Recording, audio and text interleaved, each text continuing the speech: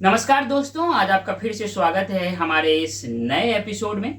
ये बहुत अच्छा एपिसोड है कि हम लोग बातें करते हैं, गप मारते हैं। कुछ बातें ऐसी होती है जो ज्ञान की बातें होती है, और ये ज्ञान की बातें ऐसी होती है जिससे कि हम सबको फायदा होता है। और इसको जब हम YouTube पे अपलोड करते हैं तो आपको भी फायदा होता है। ये जो टू वे फायदा वाला कंसेप्ट है, इसमें आज आपका फिर से स्वागत है। तो आज हमारे साथ हैं सौरभ जी हैं, आरती जी हैं और अतुल जी हैं। अतुल जी, सौरभ जी, आरती जी, कैसा रहा आज का दिन? बहुत बढ़िया। मस्त रहा? जी, झकास रहा? पूरा बिंदास रहा? बिंदास रहा। ऐसा क्या है जो बिंदास रहा आपका? जो टारगेट है वो कंप्लीट हो गया। टारगेट कंप्लीट हो गया।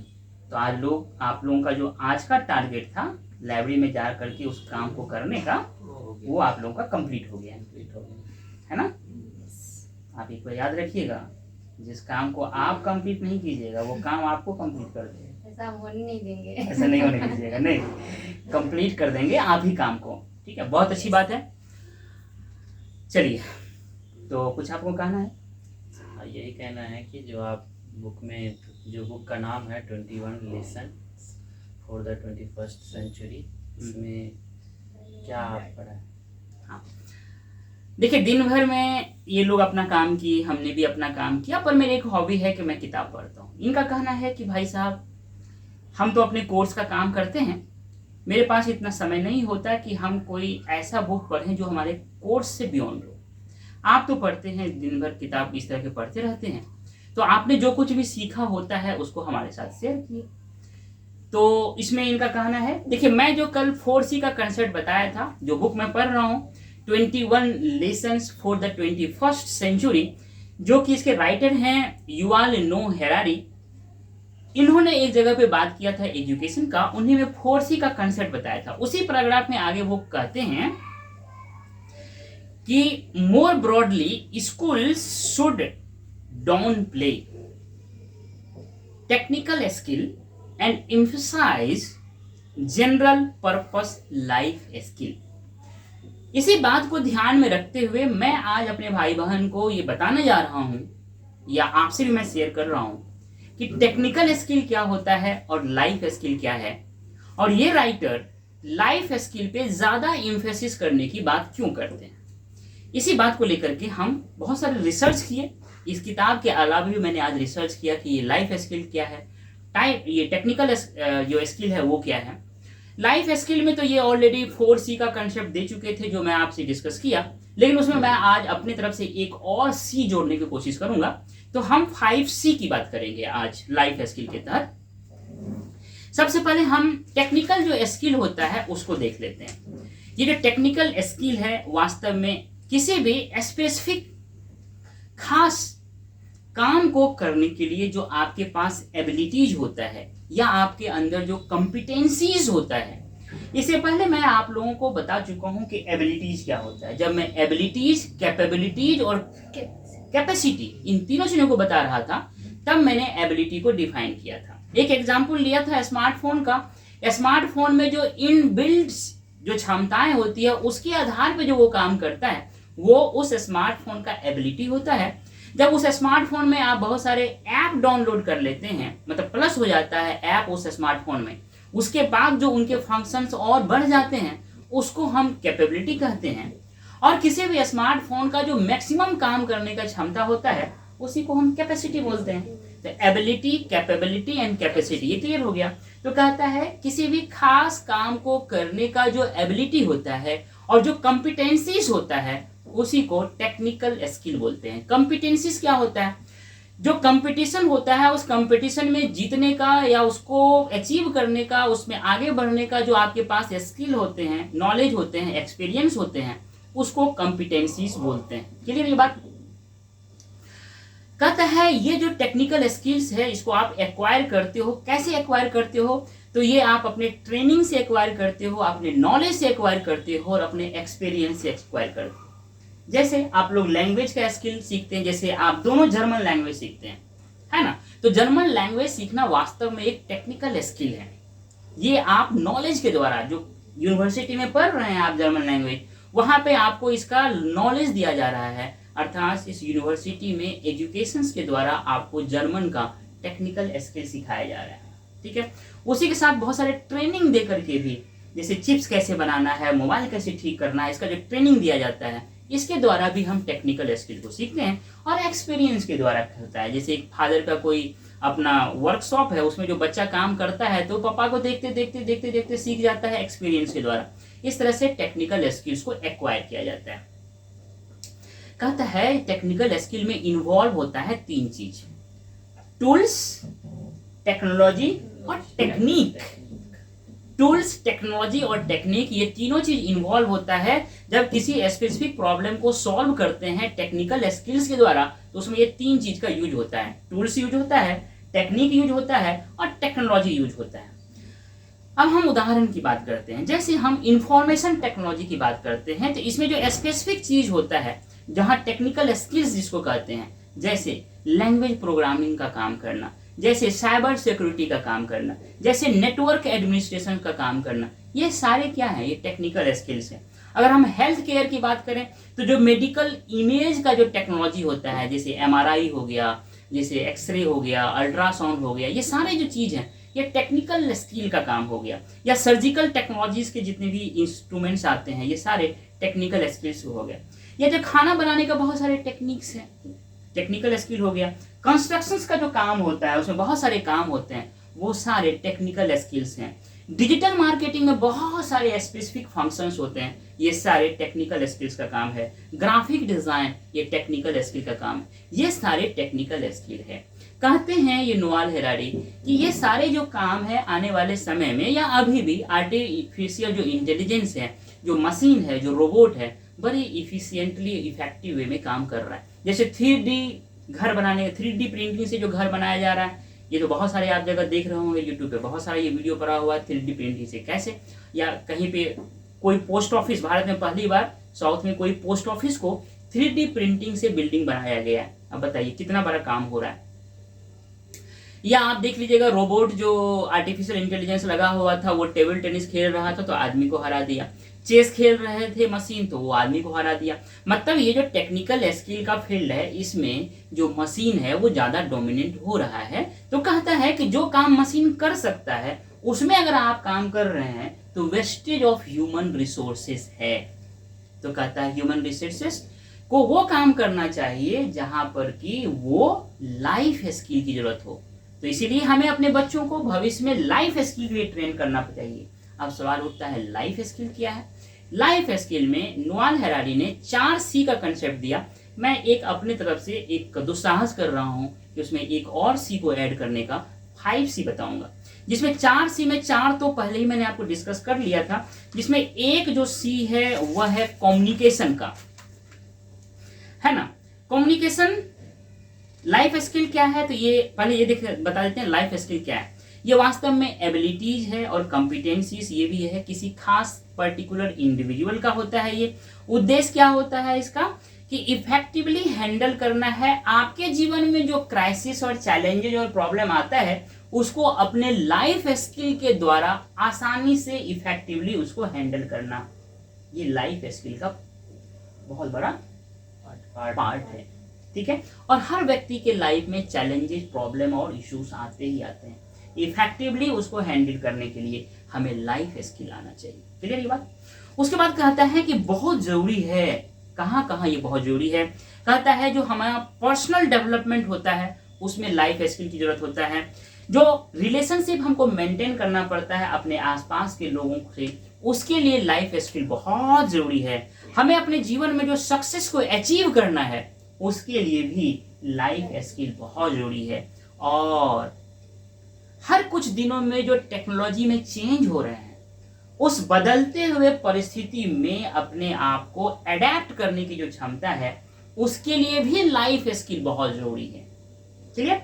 तो लाइफ स्किल क्यों जरूरी है ये बता दिया। अब हम बात करते हैं इसमें सबसे पहला जो स्किल है वो कम्युनिकेशन स्किल है।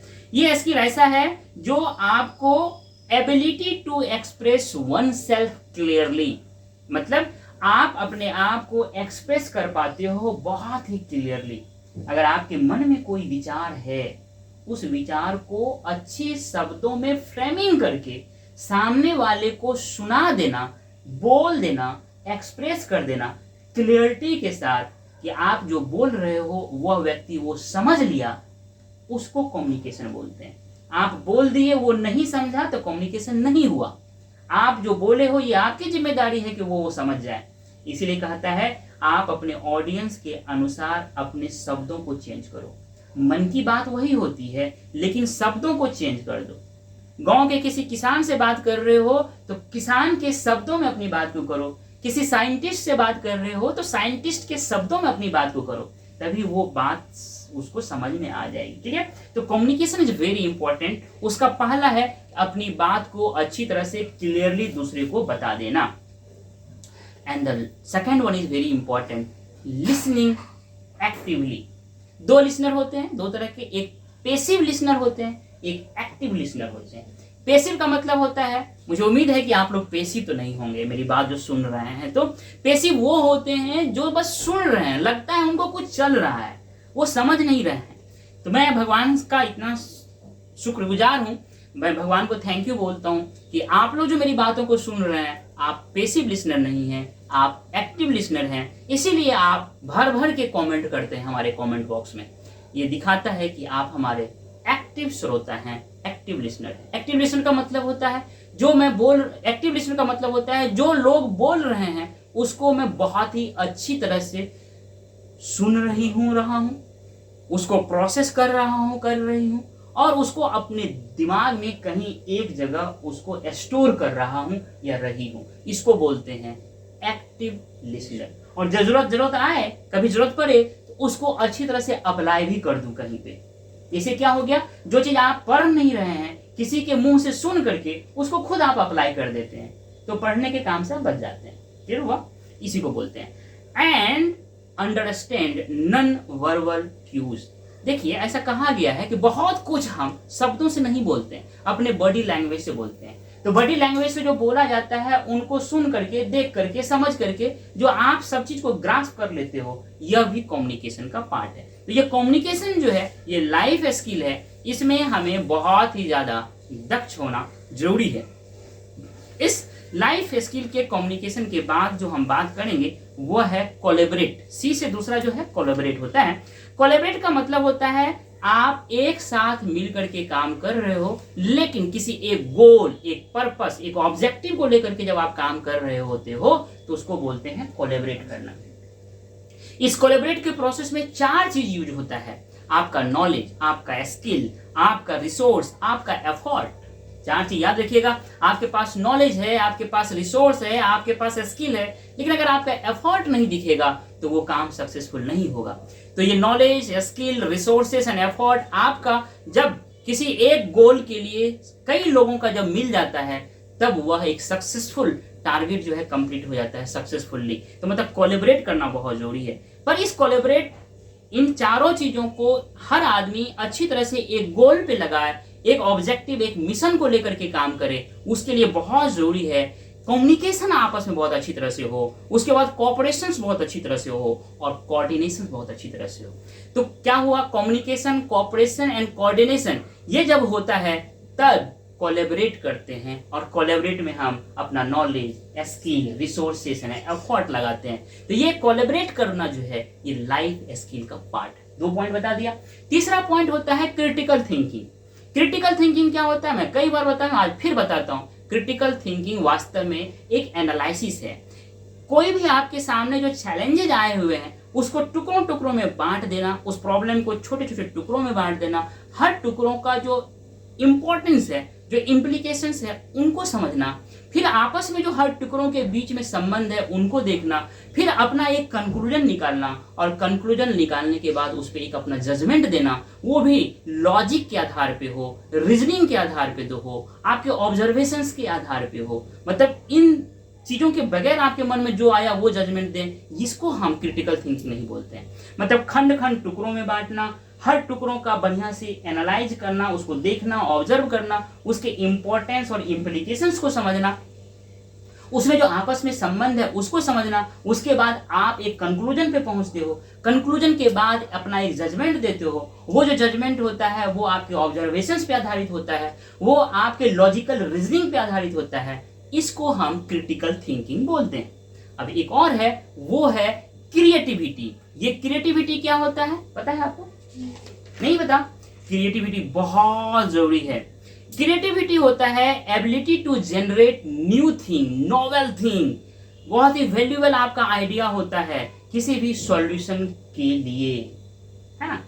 कहाँ इसका मतलब ये होता है कि आप किसी चीज को रेप्लिकेट नहीं कर रहे हो, दोहरा नहीं रहे हो, आपका वो ओरिजिनल है।